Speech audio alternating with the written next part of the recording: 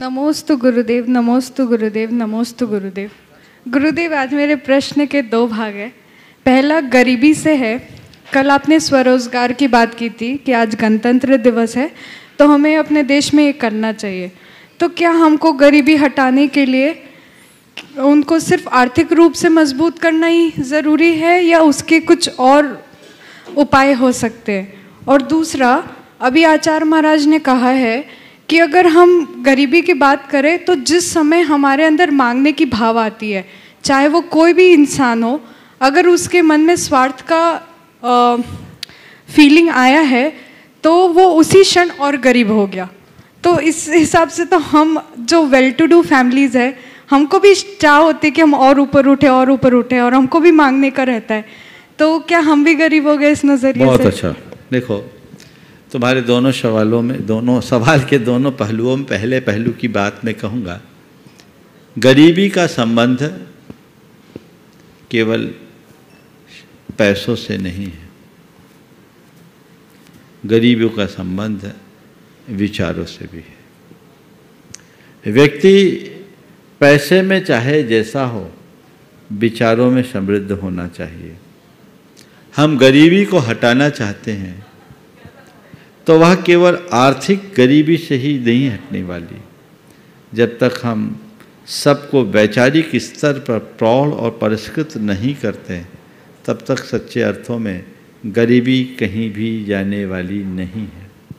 मन समृद्ध होना चाहिए, विचार हो, संस्कार हो, व्यवहार हो, बौद्धिक स्तर पर भी हम व्यक्ति को मजबूत बनाएं, तब गरीबी मिटती है।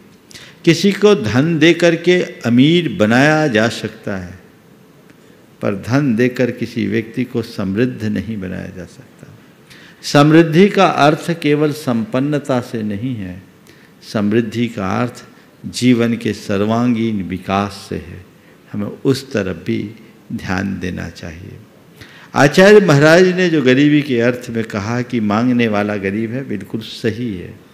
मैं तो एक सवाल पूछता हूँ, उससे पहले एक वाक्य कहता हूँ। गरीब वो नहीं जिसके पास कम पैसे हों,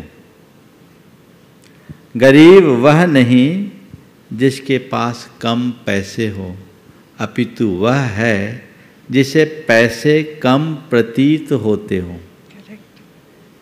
समझ गए? फिर से दोहराऊं। गरीब वह नहीं जिसके पास कम पैसे हों, अपितु वह है जिसे पैसे कम लग रहे हों, कम प्रतीत हो रहे हैं।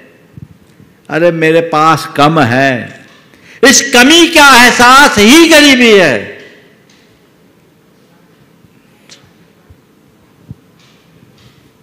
जिसके पास पैसा है वो अमीर, जिसके पास पैसा नहीं वो गरीब, ऐसा मत मान लेना। हमारे पास तो एक छदाम नहीं है, क्या मानोगे? बोलो। हाँ, अमीर मानोगे गरीब मानोगे? हाँ, मैं तुम्हारे अमीरी और गरीबी से भी ऊपर हूँ, समझ गए? तो गरीब वह नहीं जिसके पास कम पैसे हों, अपितु वह है जिसे पैसे कम लगते हों, कम दिखते हों, कम प्रतीत होते हों। ये बताओ, भूखा कौन? जिसको खाने के लिए कुछ नहीं और खाने की इच्छा नहीं वो, या जिसने 2 लड्डू खा लिए, 2 थाली में है, फिर भी बागल वाले की थाली में नजर गड़ाए? कौन है भूखा? पहले वाला कि बाद वाला? समझ गए? मैं समझता हूं इससे बड़ा उदाहरण और कोई दूसरा देने की जरूरत नहीं है। तो बस अपनी लड्डू खा लिए, पर्याप्त हो। अपनी थाली तक देखो, कम से कम दूसरे की थाली में नजर गड़ाने की आदत से बचो, नहीं तो जिंदगी भर भूखे ही बने रहोगे। गरीबी से अमीरी की ओर बढ़ने का यही एकमात्र रास्ता है। वैभव जी सावधान।